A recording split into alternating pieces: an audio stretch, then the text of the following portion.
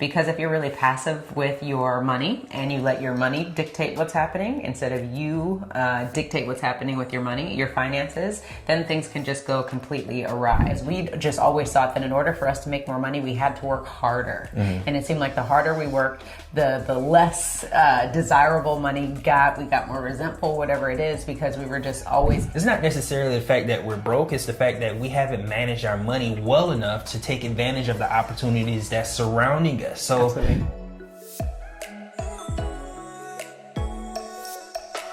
when it comes to our money, we need to be well balanced, and that includes saving and also investing. That requires that, we create cash flow.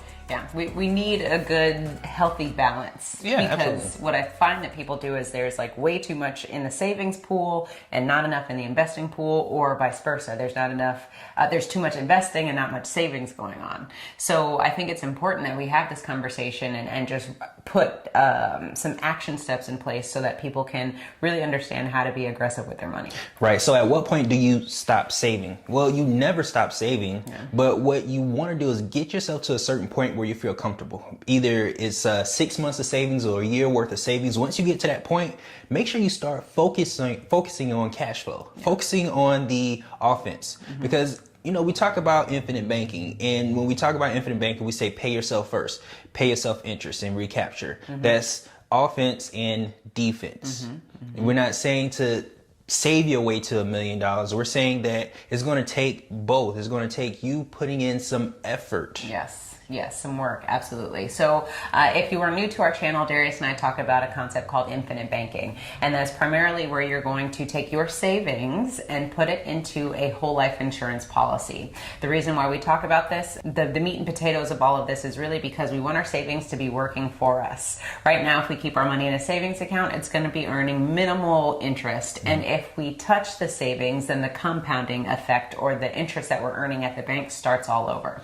So when we talk about savings in this instance, it's all about, okay, first and foremost, how can we be as aggressive as possible with our savings? Paying yourself first is a must. So don't misunderstand what we're saying. You need to save. You need to have the discipline to save. But what we're saying is that's not enough.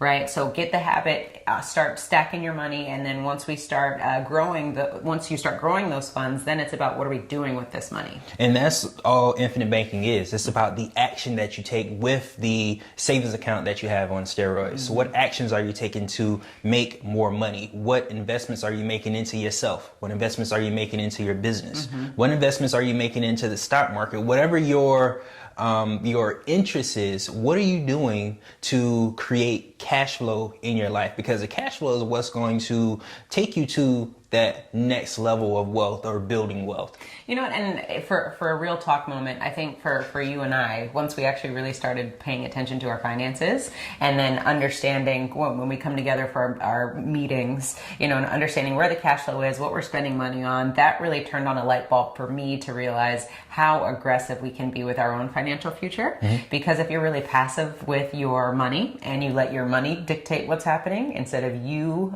dictate what's happening with your money, your finances, then things can just go completely awry. So it really was, I would say, a game changer once we started understanding our money, where the money was going, and then also how we can leverage these funds to do more. Right, because that's another important thing to when you do come together for your money management meetings, is the fact that not only do you see where your money is going, you're seeing what is the thing that is allowing you to make the most money. True. So when in instances of investments, you want to invest in those things that are making you money so that you can make more money. Yeah, and then also just having the conversation, because now since we are in the habit of savings and in the habit then of moving money to make money, Darius always comes up with off-the-wall ideas as far as investments and things that we can do, and then I come up with some off-the-wall ideas. But it's all about a collaboration of the things that we're both into and what we think is going to be the biggest bang for our buck. Right. So when we think of I would say the map that we want to create for ourselves, of course, the first thing you have is savings. The next thing you have is you want to get involved with maybe something that is going to not risky, but you want it to be something that you can stomach. It's conservative enough, especially if you're just getting started. Right. So with investing your money. Right. So rentals would be good because everyone needs a house and everyone needs someplace to stay. And rentals, I think, are very good investment to make, but you have to invest in something that you absolutely understand. Rentals is just an example. Whatever your forte is, that's what you should invest in. Yeah. And the reason why we say you should invest in the things that you know, because you need to understand the strategies around this particular investment. So if you're going to the stock markets, then you need to understand how the stock market works. If you're going into real estate, you need to understand how real estate works. If you're doing Bitcoin, you need to understand how Bitcoin works, because what you're going to do with the banking concept is you're going to take the money that is growing within your whole life insurance policy and utilize those funds for investments. Some things that Darius and I really enjoy doing is lending, because for us, we understand lending. That made the most sense to us. Why? Because that's what the banks do. So we were like, if the banks are the ones with all the money, why not do the same thing that they're doing? But we might just be using a few less zeros than they do until we grow it up to their standard. And we do have about 8 years experience in lending. So we can say, okay, this is something that we want to do because of the experience that we've gained over the years of us doing it. Yeah, and with lending, since we're on the topic, I think it's important that we address it's not as big of an animal as people make it out to seem. I think in our society, or even within families, we're just so used to just giving people money. Oh, somebody needs, $1,000 or $500 here, or $10,000. I'll just write a check and hope that it comes back. Yeah, and we have bad experiences because we give money to the wrong people. We lend money to the wrong people. Yes, and with that instance, for us, we're not giving money away. We're just creating a simple contract, a simple agreement with the individuals who are looking for cash, so that we can make sure that we're going to get our money back. Because far too often we lend money to family and friends or whomever, and we assume that the money's going to come back, and that's just because we didn't do our due diligence to set ourselves up for success. And that's the exact same thing we can do with investing. We need to set ourselves up to make sure the money comes back with his friends. Go figure. Yeah, because when you invest in any other avenue, you're doing the same thing. You're doing the same thing, and you got to make sure that you do your due diligence, because I can't give my money to Darius and expect that he's gonna do something with it. Granted, you can't do that with anybody. So you have to make sure that you are informed, you're in the know, and that you understand what's going on. Because again, this just happens too much, where we see people say, oh, I put my money here and it didn't work out, or it was a bad experience. Well, why was it a bad experience? Because you didn't do the due diligence. And really, if you do have, for whatever reason, a situation that comes up that doesn't pan out, at least you can learn from it and say, hey, you know what, I messed up here. I didn't have this correct contract. I didn't have the right exit strategy. Whatever the case may be, you can learn from it. That way, on the next investment, you can do better. Right. And this is how I can do better the next time. So I can gain that experience. Now, one thing I also want to talk about is 401ks and IRAs, or your investment accounts within your jobs. There's nothing wrong with putting money inside of your 401k. I think a 401k is good for individuals who would otherwise go to retire and not have any money. For those individuals who aren't disciplined to do something with their money, put it into a 401k, so you can make sure that you at least have the minimum of whatever the requirements are at the time of this video is published. You make sure you at least have that to take care of yourself. Bare minimum when you retire. Because the thing about 401ks is we're limited to how much money we can put into it on a annual basis. And the amount of money that we're able to put into it isn't enough to take care of us throughout our entire retirement phase. Because, people are living a lot longer, people are healthier, and there's a good chance or possibility that we could outlive our money. Now, the way we get past that is we have to do something else in regards to the cash flow that we create for our retirement. We can't just rely on retirement accounts. We have to do something. We have to take action. And that's what infinite banking is all about. This isn't life insurance that you just put money into and then 10 years later you look at it and set it and forget it. This is not infinite banking. That's life insurance if you're going to buy a life insurance policy and not use it. Infinite banking is about the action that you're taking to invest your money, the action that you're taking to invest in your business and create cash flow. That's what infinite banking is all about. Yeah, and segue to that, if you are interested in learning about infinite banking and or becoming our client, then definitely click on the link below to join our community. We would love to serve you so that you can do the same. Now, the point that you said, to invest in retirement accounts at the bare minimum. I hear what you're saying. So when you said that, it made like a hair on the back of my neck stand up. But the reason being is because I totally understand that there's going to be a general population of individuals who care absolutely 0% of doing anything with their money. They're just going to put it up and set it and forget it. So we're talking to those individuals. If you have absolutely no desire to do anything further with your money, then yeah, do a 401k. However, that is never our recommendation for those of you who are trying to do something with your lives, who are trying to do something with your financial opportunities, with your financial goals. Because when you put your money inside of 401k, you lose complete control over it. And again, like we just said before, the only way that you can create financial freedom or create wealth for yourself is you got to get involved. You got to roll your sleeves up and you got to have the discipline in place and take action. These retirement accounts, again, are only for the individuals who really care less. Who would otherwise not have any money in the future. That's what I said. Yeah, exactly. So with that instance, so again, the title of this video is Stop Saving Money. So again, don't misunderstand what we're saying. We're saying save money, but that's not it. That's not going to build wealth. That's not going to be the ticket. The discipline in place is about saving money, and then the next step, that's what we keep missing, is that next step and what it is that we're going to do that's really going to build wealth. Yeah, we need to generate income. We need to generate cash flow. We need to generate passive income. Yes. This is what is going to help us build wealth. Yes. When you talk about building anything, there's action that's required. Building is a action word. So it takes action in order for us to get there. Yeah, totally. So when you were talking about the action, that made me think about everything that we have going on within our finances and banking. You're just saying verbs, we're talking about action words. So a lot of times people contact us and they say, hey, Carmen and Darius, when can I stop paying my policy? Or hey, Carmen and Darius, when can I stop creating cash flow? And my question to you is, when do you want to stop making money?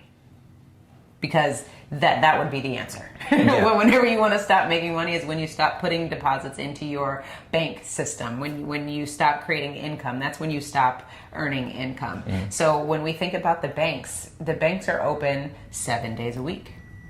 Yeah, right? Because we're spending money every single day. They're open 7 days a week, so you need to be open 7 days a week and 24/7, if anything, because again, banking is something that's constantly happening. So when you're thinking about these policies that are being created or the cash flow that's being generated, you should be having a vehicle where you can keep that money flowing constantly, and there isn't just a set time frame where everything just shuts off. Yeah. Because banking happens every single day.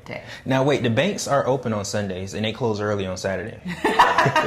They make enough money where they could be closed on Sunday. Okay? But when you put your debit card in your credit card, that's what I mean. It still works, right? The offices might be closed, but that ATM machine, that thing keeps reeling money out, right? Yeah, and exactly what the banks have been able to do is build a system in which they're able to make money 7 days a week, even when they're not open on Sundays and half the day on Saturday.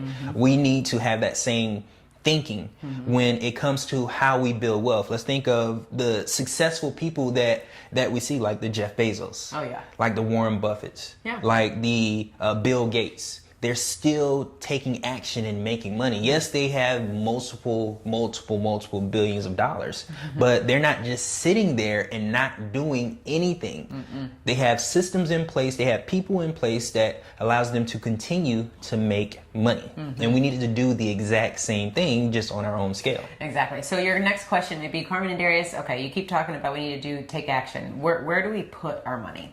So let's think about opportunities that you have to put money in. And we mentioned some of them. We said real estate. We said the stock market.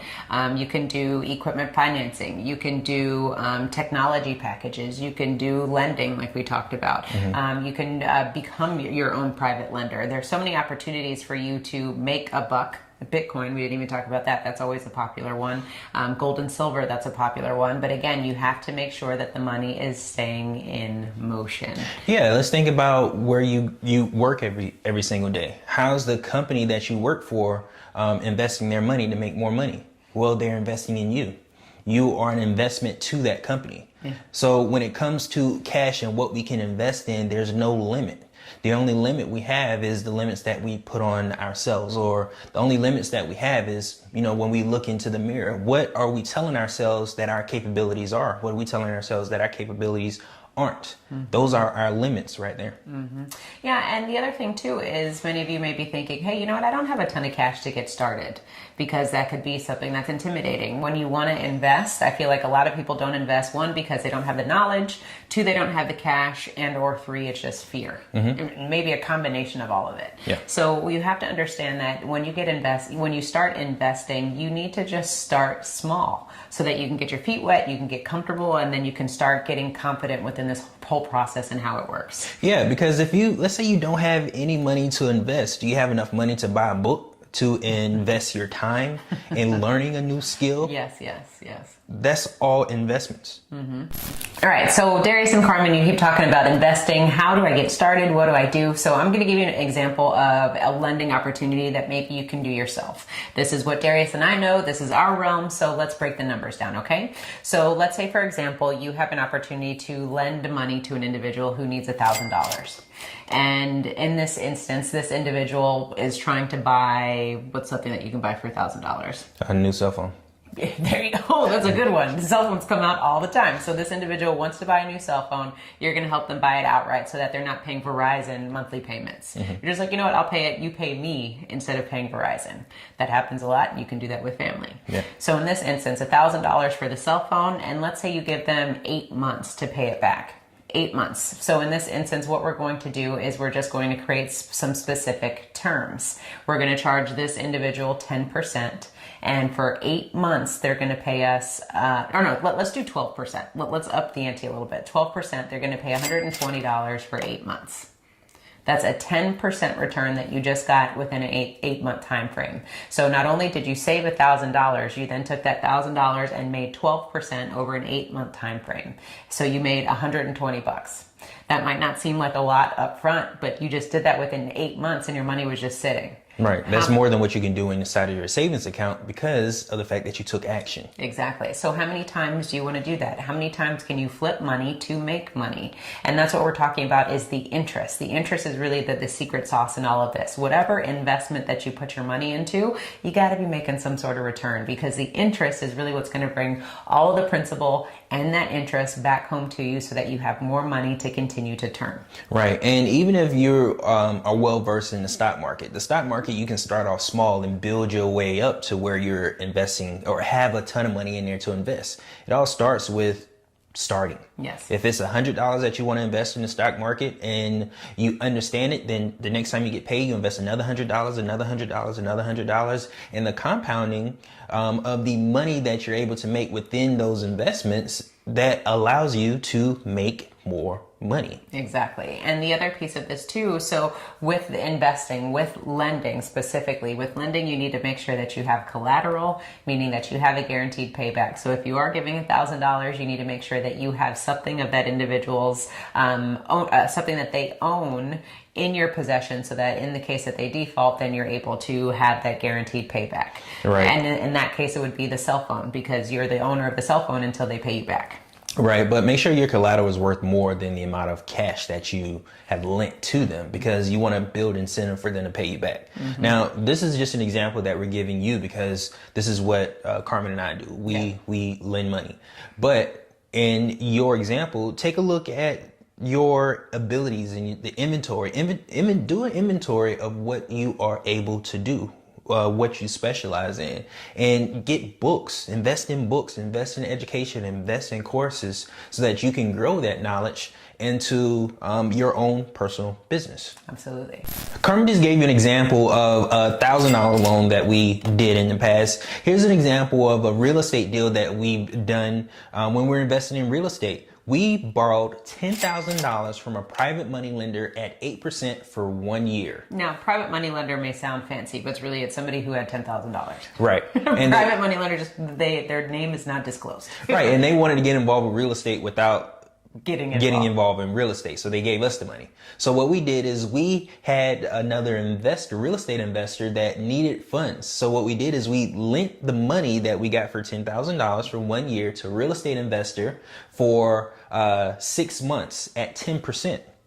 And we did this twice. So we were able to earn 20% in 1 year from the real estate deal. And then we only had to give the investor back 8% after 1 year. Because that was the agreement they had with them. Right. So the difference is the fact that we were able to earn 12% interest without having to bring any money to the table. And when you understand how to lend money and invest money with whatever your specialty is, then you can create similar opportunities where you don't even need money to get started.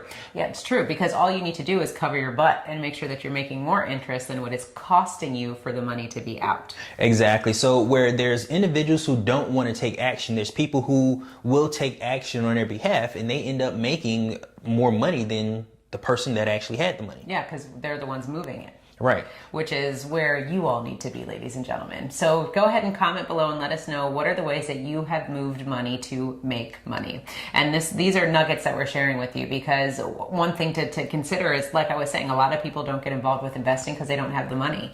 When we first got started, we didn't have the money either. We had to grow our own system. And so what Darius just shared with you, that example, was us being the middleman. We knew individuals who had money, those individuals who had money in their 401ks that didn't want to do anything with their money. And we just created a deal with them and said, hey, we can get you 8%. That's more than what you're making in your current retirement account. So let's do some business together. And then all we did was take that money and then lend it out to another individual at a higher interest rate. And at the end of the day, we are solving problems for both people. Because one party wants to make more interest and one party needs money to make a transaction. So we're able to come together and create solutions for everyone. Right. So we gave you that example because we don't want you to let not having money limit you to what you're able to do for yourself in creating opportunities. So glad you said that. It doesn't take money to make money. It takes creativity to make money. It takes hustle, it takes drive, it takes hunger, all of that, because there are so many opportunities that you can get involved. I mean, think about, you're watching us on YouTube. It is free 99 to start a YouTube account, and all you need these days, you probably have a cell phone, and you can start creating passive income by creating videos that are solving problems for everybody out there. There's so many ways that you can get involved in making money. You just got to get ready to get started.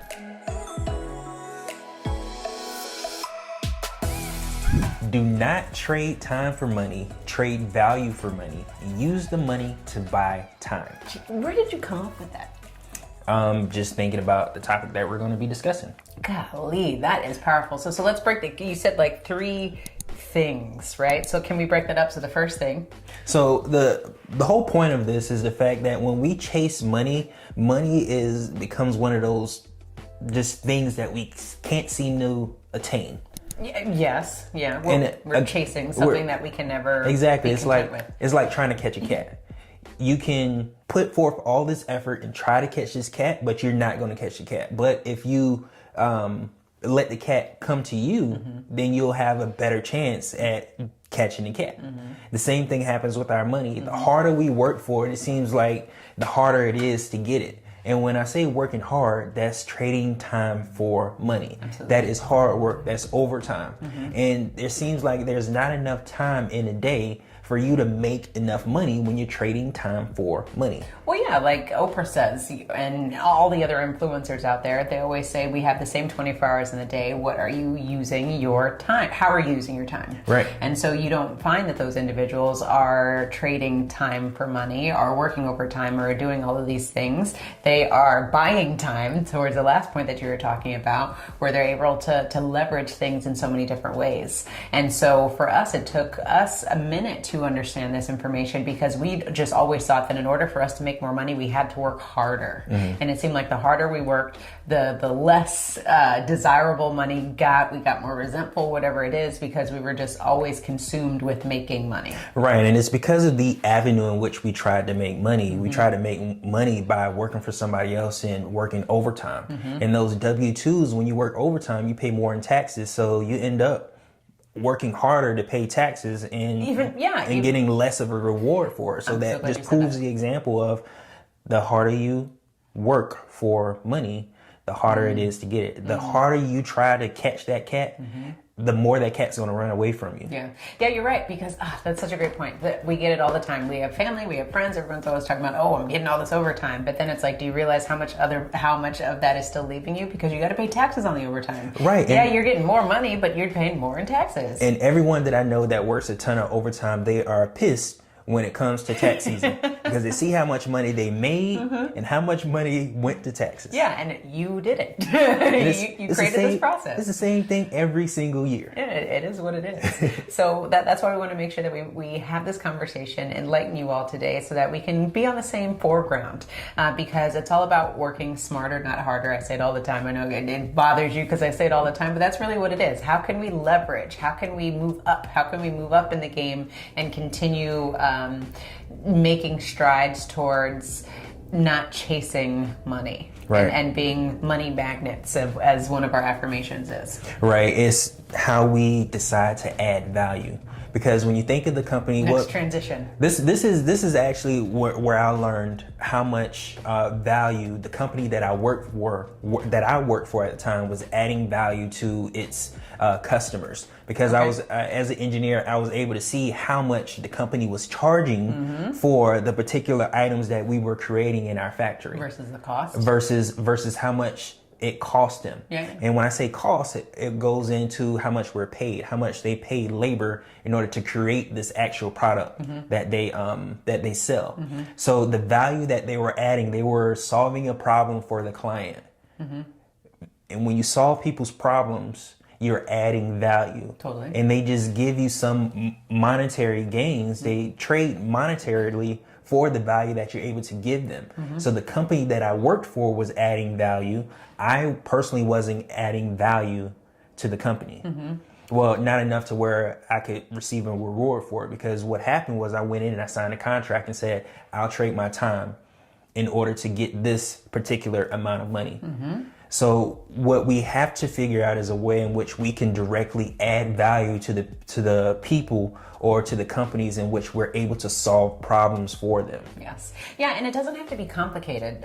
For Darius and I, once we understood the journey of becoming a business owner versus a W-2, we just recognized that there was a value shift, right? So the value we typically were placing into the employer, and they were saying, okay, you're worth X amount of dollars. And we recognized very quickly that we were capped at whatever our salary was. So we had to continue to work harder and harder and harder to raise that bar so that we can open up the cap. Right. However, whenever you just shift gears and think about how can I move this value to a different marketplace, as you, if you will, and in this case, it could be consumer goods, it could be consulting, it could be whatever it is. So obviously you have some sort of value because a company is willing to pay you for that. How can you take that same value, put it out in the marketplace, and exponentially change what you can do as far as bringing in a different salary or bringing in a financial reward for yourself? And once we understood that it's really not that hard, we're just taking value here and repurposing it here into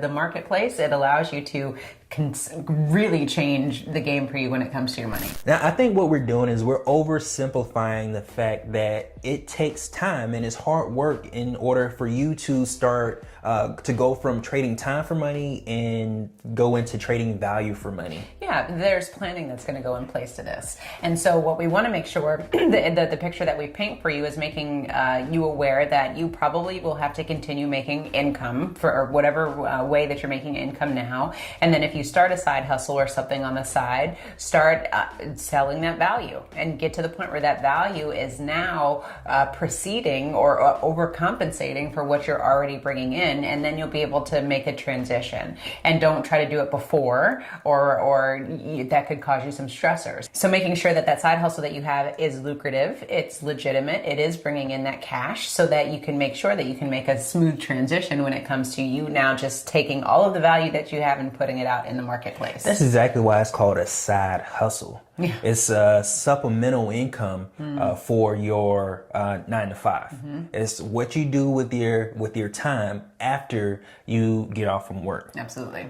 Yeah, and being really smart with that, because that's something that we had to do. We had to recognize, okay, Darius and Carmen, we both had corporate jobs. Our side hustle allowed Darius to leave his job and start a business. Exactly. And then over time, we were able to free me from my corporate job. But that took planning. There was some stressors that were in place, but we worked it out. So that's why we want to make sure that you understand that when you understand your value, now determine how can you take this value, put it elsewhere, and are no longer capped on your potential, your earning potential that you could bring home to your family, so that you can start changing your lifestyle, start financing your lifestyle, and creating that banking system if you want to, so that you can better utilize your funds. Right. And we're talking about this from a perspective of when you think of Robert Kiyosaki's cash flow quadrant, where you have the employee, you have self-employed, then you have the business, and then you have the investing side of things. And the entrepreneur. Transitioning from employee to self-employed, that's harder than what it seems. And then even transitioning to the other side where you have a business system or a small business, that's even harder, getting to the other side of the cash flow quadrant. So you have to have planning in place, have an idea of where you want to go, so that you're not just jumping out there willy-nilly and whatever comes your way, you're just trying to figure it out, because that's how a lot of businesses fail. Because when they don't have planning, what happens is they end up getting in debt and they get over their head and with more money going out than coming in, and have to go take a backward step. And I think that's a good transition to what you were talking about with buying time. Because what happens is when you go from corporate America to being a small business owner, you've basically just bought yourself a job, right? So nothing's really changed. You're still working, crazy hours to maintain your business. Now you're working even harder. Yeah, even harder, because the cell phones don't stop. That doesn't stop ringing. The emails keep coming in, and you have to understand how to better control your time. So once you understand your business, those systems, then you need to start bringing in people to replace you. And that's how you start to level up in this game. What happens with a lot of people is they get burnt out with their businesses. They're like, woe is me. Why would I do this? I'm going to go back to corporate America because at least I can shut everything down at 5 o'clock, as opposed to understanding how to level up in your own business, so that way you can start buying time, meaning hire individuals that can come into your business and replace you, so that you can now start creating other sources of income and creating a larger revenue, because now you're working on the genius zone in your business, which is creating as opposed to doing the actual work. Right. And that's how you allow the money to come to you, when you have business systems in place that's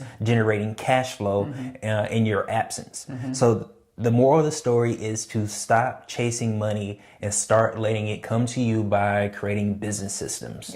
So one of the quotes that we said in the beginning is to stop trading time for money, trade value for money, and use the money to buy back your time. Which is basically the cash flow quadrant in summary. I don't know if you realize it, but you did that, which is how we move through the cash flow quadrant. Because when you stop trading time for money, and then you use the value that you have, now we move into business systems. And then once you start buying time, now we're moving into the investor or the entrepreneurial role. A lot of times people use entrepreneur incorrectly, because just because you own a business doesn't mean that you're an entrepreneur. Right. Entrepreneur is you are not working in the business, you are working on the business, and hopefully several businesses. So understanding the difference between those. So with this video, we just want to make sure that you understand the options, the opportunities that you have, and for you to empower yourself, because you have value.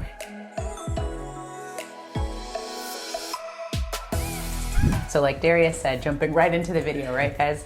People who are dependent on the banks are the ones who are going to pay the most money in interest. And not just in interest, also fees. That's ATM fees, that's late payment fees or penalty fees, that's commission fees, that's application fees, service fees, whatever it is. Whatever fees there is, that's all associated with how the banks are making a ton of money on top of the interest that they're already charging you. Absolutely. So it's important for you to understand this, because for us, back in the day, before we understood this information, we were like, what's a $10 fee? What's this fee? What's that? What's a little bit of interest? Because it wasn't rocking the boat as far as our monthly expenses were concerned, right? We were okay with the monthly payments because that's what we could afford. The monthly payments, $100, $200 here, whatever it is. But in the grand scheme of things, we have to think from a bigger picture and a bigger stance. And we're really being robbed of our cash flow every single month with the interest and the fees that we're paying out. And one of the biggest reasons for that is because we couldn't afford to pay off our bill. Exactly. That's the thing that we have to understand, is that people that don't have money, what they do is they have minimum minimum payments. Yeah. So they maintain these minimum payments and continue paying the interest, and they never pay off the debt. So by them never paying off debt, they always owe the bank's money, which means they end up basically working for the bank. Totally. Yeah, and I think it's unfortunate. It's unfortunate but fortunate at the same time, right? Because at the end of the day, the banks are a legitimate business. They're in the business of making money. They're in the business of lending money. Why? Because consumers need money. So they are there to save you every single time. Right. However, we need the unfortunate part of it is that we haven't done enough education as a population to understand why we have to go into debt. Why should we be making these minimum payments? Why do we have to pay so much in interest? And how is that really going to affect you on a day-to-day basis? Right. Now, we should go into debt for things that we can't afford. So what really dictates the things that we can and can't afford? We do. That means that we need to have a plan, or lack thereof a plan is the reason why we're in the financial situation that we're possibly in now. Yeah. Not having a plan puts us in a position to be broke. And when we make decisions based on our lack thereof Or emotions. or emotions, we end up paying the minimum payments. And paying minimum payments is the most expensive thing that you can ever do for a bank or for your finances, because more and more of your money is going away from you. Now, let's say you have a good interest rate. What really is a good interest rate? What really is a good amount of interest to pay to somebody for the convenience of using their money when we could maybe have a plan and have our own money? You know? Because even if you think of the 3% interest that you have on your home, that's 3% interest over 30 years. 15, so 30 that years. ends up being more like 40% interest that you pay in that time frame. And you hope that your house property value increases. Yeah, so I would say to answer that question is the only time where it's appropriate to pay interest is when you know you can make more money than what it costs you. And that's an amazing segue to what Darius and I teach, which is the whole infinite banking system, where it's all about leveraging your savings so that you can create a greater rate of return for yourself, so you can leverage your money, you can keep it growing, your money can compound, you can have a death benefit at the end of the day. So if you want to learn more about how to create your own banking system, then definitely click on the link below so that you can understand how to make this work for yourself and your family. Right, because what the banks are really, really good at is leveraging other people's money. Yes. They leverage other people's money to keep other people paying into the system, i.e. minimum payments and fees, late fees, penalties. Yep. This is how they make their money.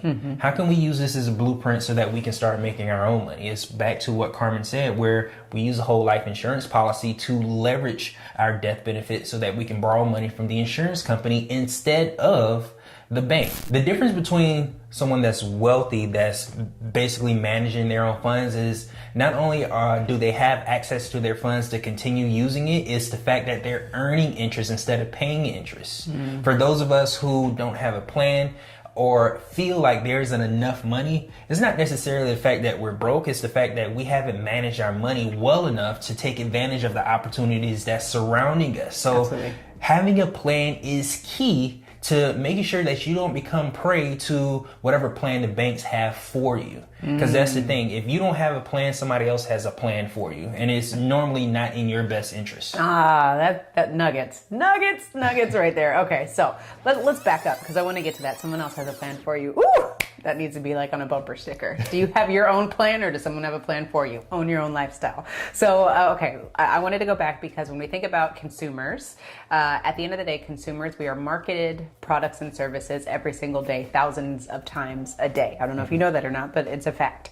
So when we are marketed things constantly, our emotions are always intertwined with the financial decisions that we make. So we may see something on a billboard that we like. We might see something on social media. We're constantly marketed to Instagram, Facebook. There's always ads everywhere. It's listening to you. It knows what's going on. So all day, every day, you are just shown all of these products and services that are supposed to be in your interest. And as emotional creatures as we are as human beings, we tend to let our emotions dictate a lot of the things that we do.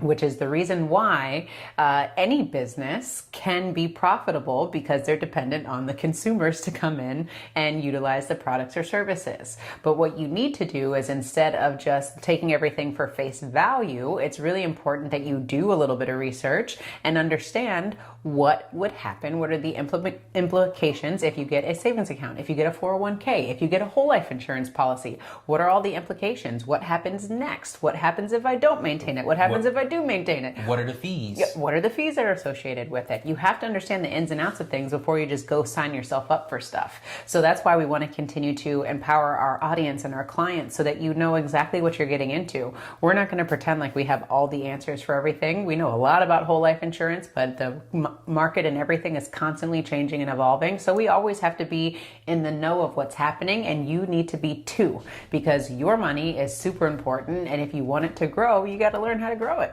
Yeah, you can't leave it in the hands of someone so you can be dependent. Right, because when you leave your money in the hands of somebody else, they end up making more money from your money than you do. Yeah. That's what the banks do. You have your money sitting in the bank earning 1% interest, while the banks is out lending that money to your neighbor, and they're earning 20% interest on your money while you're earning 1%. Exactly. So we have to really start taking advantage, start taking responsibility, keyword responsibility, and being disciplined in how we manage our money. Yeah. Because most of us, what we do is we go out and we exchange time for money. Time is something we don't get back. Money is something you can get from anywhere. Yep. But when you think about how the banks are so successful, they're leveraging somebody else's money. They have a system in place. Do we have a system for how we spend money? Sometimes no. Most of the time, no. So the banks are, again, the banks want us to stay broke. The banks want us to not have a plan. The banks want us to not have a system so they can continue to earn interest, so they can continue to charge us penalties, charge us fees for doing something with our money that we can do ourselves. Yeah. Congratulations. You are pre-qualified for this. Congratulations. You're pre-qualified for that. Congratulations. No, keep your money and figure out what you need to be doing with it so that you can earn money so that you can earn interest instead of pay interest. Yeah. And one thing to understand is the more money you have, the more money becomes available to you, i.e. the banks. The more money you have, the more money banks want to give you. So it's in our best interest to, again, maintain the money that we do have so that we can be responsible with the additional funds that's going to come into our economies. Yeah. So we focused a lot on what not to do. Let's focus on what to do. So the contrary to everything that we've been saying are those who have a plan are the ones who are earning interest and not paying interest. So what do we mean by that? They have established savings. They are covered in the event anything happens. They have cash flow coming in, meaning they are not they're not operating on a check-by-check basis. They have cash flow coming in so that they are stable. And in this instance, when you have somebody that is working from a foundation of stability, that significantly changes the decisions that you make. You can remove the emotions and put logic into this part and go, you know what, I really don't need this because it doesn't make sense for me to spend this money because I have a certain goal that I'm trying to accomplish. And that's easier said than done because we go back to how emotional we can be around money. And even based on the experiences that we have, that's how we make our financial decisions. So it's really difficult to think logically because you don't have the money necessary to put yourself in that mindset. 100%. Sometimes you're in survival mode and all you can think about is when your next meal is going to come. So I totally understand that and not disregarding that. We just want to continue to give you nuggets and little bits of information so that we can start planting seeds so that you can start thinking about and how you can change your financial trajectory and what you do with your household. Yeah, absolutely have a plan. Absolutely have a plan. That's probably one of the most important things that we could do for our funds, and that's have a plan. So when we go and use our credit card, make sure we have a plan to pay it off as soon as possible, because just because your credit card is 18% interest doesn't mean you have to pay 18% interest. You can pay that bad boy off by the end of the month and not pay any interest. And be done with it. So what does a plan look like? What we're trying to teach you in this video is not to be dependent on the bank so that you continue in that cycle. We want to teach you to be independent. So how do you be independent? A plan. A plan means that every single month or even twice a month, month. You're sitting down, you're reviewing your numbers. Numbers meaning, what is my income? What am I bringing in? And what am I paying out? So you have to do the math to determine, okay, how much does it cost me to live on a monthly basis? And we say live, I'm talking about the basic necessities.